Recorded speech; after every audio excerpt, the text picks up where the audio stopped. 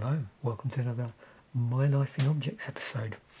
So back to a guitar book, and one of my favourites. This is a book I bought many years ago. It's one of those wonderful DK books. It's called The Ultimate Guitar Book. I think it's a bit of hyperbole there. By Tony Bacon. Tony Bacon's a name that crops up a lot with books about guitars, particularly ones where there's lovely big pictures. I can see at least 3 on my bookshelf from where I'm filming here, where he's the author, which those books are on specific makes and models of guitar in terms of brands. This is an interesting overview. There are some glaring omissions here, so yeah, it's just, you just have to go with it. There's quite a lot of stuff that just gets completely missed out as well, which I'll try and flag up as we're going along. But I just love stuff like these, even if they miss out whole swathes of models and makes. It's just, really makes me smile going through this. You can see here, can't really fit everything on camera. The book is so awesome, I can't fit it on the camera. That's a way of looking at it. Also, I'm sort of running out of space on my filming platform here as well, so that's one of the reasons. So, but I think that adds to the effect of the book, actually having it this in your face. Anyway, it's just a flick through to get a feel for it. So I was trying to find on here. So yeah, I first published in '93, so I probably bought it sometime in. Oh, sorry, not '93. It's alright. I'm looking from a distance here and I don't have my glasses on. 91, that's better. Yeah, 91 this came out. So probably maybe bought around sometime around there.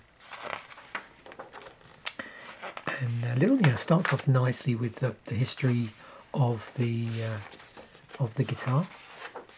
So as always, you're probably used to the sort of classical DK format of how it's laid out, with images and then various text inserts, and lots of like call out boxes and images as well. So it goes through, first of all, various non-electric items, which was fascinating for me when I bought the book, because I didn't know much about the general history of the guitar. And so there's a bit about Martins and other guitars that are famous from various eras. We've got early Epiphones here, back when Epiphone were its own thing, and then moves into Gibson arch tops.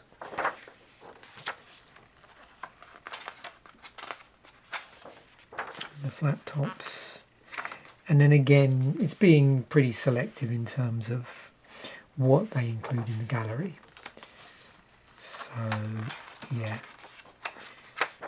if you're familiar with guitars, acoustic guitars, you're gonna see loads of glaring omissions in here, but again, get some nice images of things. There's some.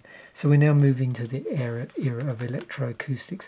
They don't try and present a sort of continuous timeline through the the period from early or pre-guitar through chronologically, end to end. They sort of, everything's subdivided.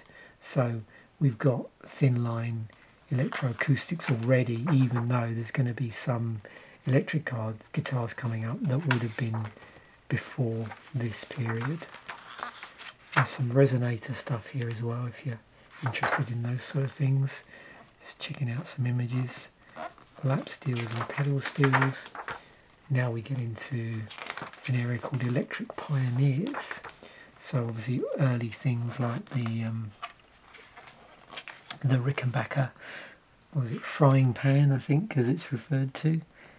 And then some other stuff here as well. Some mentions.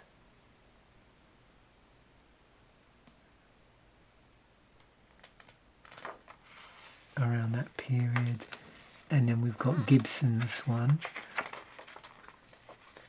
there, a reference to Charlie Christian, the S150. Les Paul's log. So, it's focusing on all the sort of main stuff that people talk about in the early evolution of the electric guitar. So the Rickenbacker frying pan, the stuff that Gibson were working on in terms of, early arch tops, I suppose, where they'd put pickups on them, and then of course the connection with Les Paul as well, and then of course the Bigsby Travis guitar as well. And then we get on to things like Fender Broadcaster, and then we move into the solid electric guitar. So it's interesting how they've grouped the Broadcaster in with those early other guitars as well. And then we move into Telecaster era and various Telecaster. Obviously, this book came out in '91, so it's not going to feature any newer iterations of the Telly, but it just features some other sort of, I suppose, more classic configurations that people might be aware of. And we've got Strats here, various configurations of Strats, and then other things as well, Jaguars, Jagmasters, Katanas, Fender after Fender. So it's talking about Leo Fender after he left Fender. The Gibson Les Paul Gold Top, and then some Les Paul standard stuff as well. Some variations, the SG and juniors, and different forms of specials and juniors, and of course the Gibson Flying V, the Explorer, the Moderne as well, this interesting sort of half V guitar. And then also things like the Gibson Firebirds as well, both reverse and non-reverse.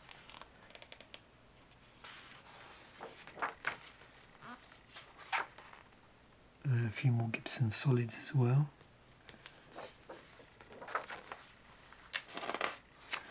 And then some other guitar from the States. Again, you're not going to see, you're getting a very, very, I'm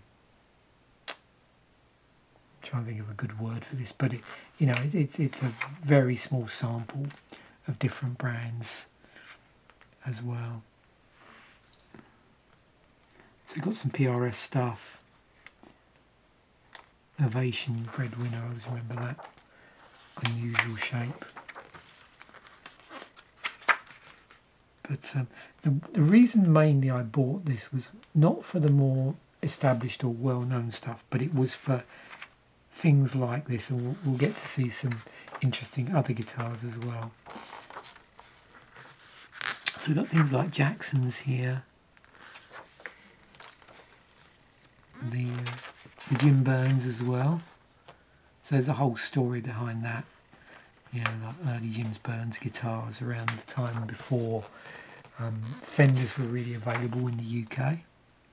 So I think there's a whole load of stories as well. I don't know specifically here, but anybody that knows about that period, connecting with the band The Shadows and how they obtained their first Gibson and what guitars they were using before they got I misspoke there, I meant to say Fenders, when they got their the early, the classic red Fender, I believe as a gift from oh crikey, I'm trying to think of his name. Damn, I should have done a little bit of reading up before I did this. I don't know even if it mentions in here that particular story. Let me just wind back. Cliff Richard was that. That's it. Cliff Richard had gifted it to them. Yeah, it's a bit about European guitar makers as well. And then this is interesting, the Italian guitars as well. You might notice with some of the European makers, they were originally, I think, accordion makers. So there's certain quirkiness about some of the buttons, because when accordions became less popular and electric guitars became the thing, apparently a lot of these accordion makers sort of retooled. At least that's the story I've heard. And so yeah, they you can sort of see it really contributes to these wonderful, unusual designs. That how some instrument manufacturers effectively retooled, repurposed, refactored, however you want to think about it, their sort of existing manufacturing facilities to manufacture guitars, and how what they'd previously been working on influenced the design of those guitars, in terms of the colours and various other things to do with the hardware. You might notice like several of these European manufacturers having push button type switching and sort of things. And there's a bit about Japanese manufacturers here.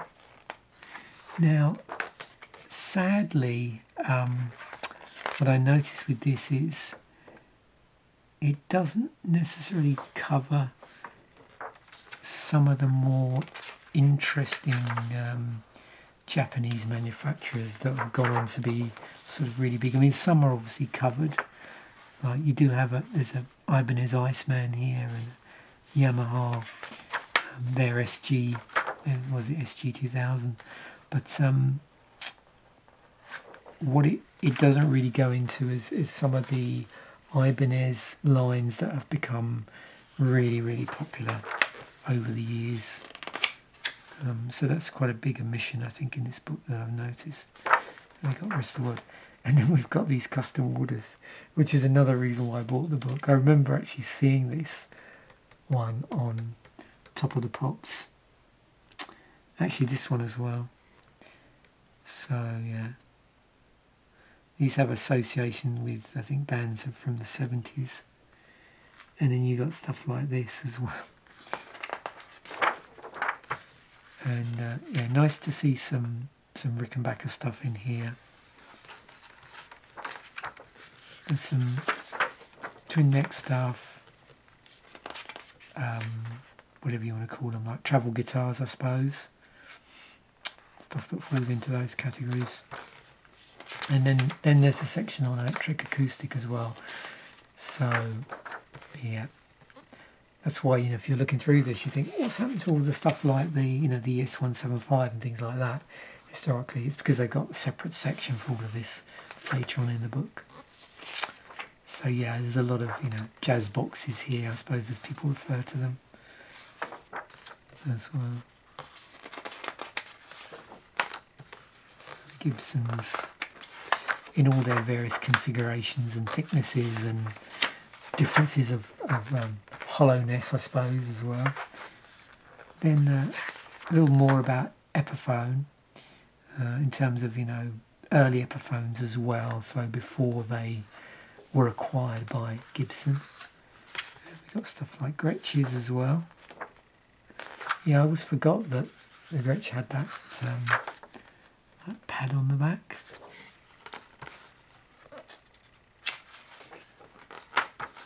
Yeah, and these classic Rickenbackers as well. I always associate these sort of style of guitar with bands like the Jam. And a few more interesting American guitars that aren't necessarily, the brands like Gibson or those sort of the big name brands, but fairly well known on the same. It's always nice to see like K's and Harmonies turning up here as well. And we've got a number of interesting European guitars that fall into this category. And then there is a section for any of you bass guitarists there. They have included bass guitars in here as well. So Fender Precision, the jazz bass, Rickenbacker, there's the Gibson as well. Yeah, it always makes me think of Pete Way from UFO whenever I see this, with these stripy pants. And then a few others here as well. No doubt anybody that's familiar with bass guitars will recognise. So there's a bit of a classic. So yeah, it's an interesting order this is put in. You know, chronologically it does jump all over the place. Oh, headless basses. And the multi-string stuff, sort of including all the ones with the weird electronics and active electronics. There's that interesting, was that the actual, yeah, the G77, which was the synth bass. I can never remember. I think the tracking on that was a little bit dodgy. I know early synth guitars, one of the problems you had was on the bass strings, the tracking's a bit weird, and just because of the way it works, you get some latency problems as a result of that. Having dabbled myself with guitar synth, I do remember problems with, even on an regular electric guitar, but on a bass. And then beyond the guitar. So there's some awesome ones here with special effects. You've got the Vox guitar organ, if you were wondering why they haven't mentioned Vox yet. This once wonderful thing. I don't think I've ever seen one of those in the flesh. So initially when I think of Vox guitars, I think of the sort of teardrop shape ones, but this one, yeah, I always think of Joy Division. Ian Curtis had one, I believe. I think that's right. Oh, here we got the regular guitar synth. So there's a Roland. Yep.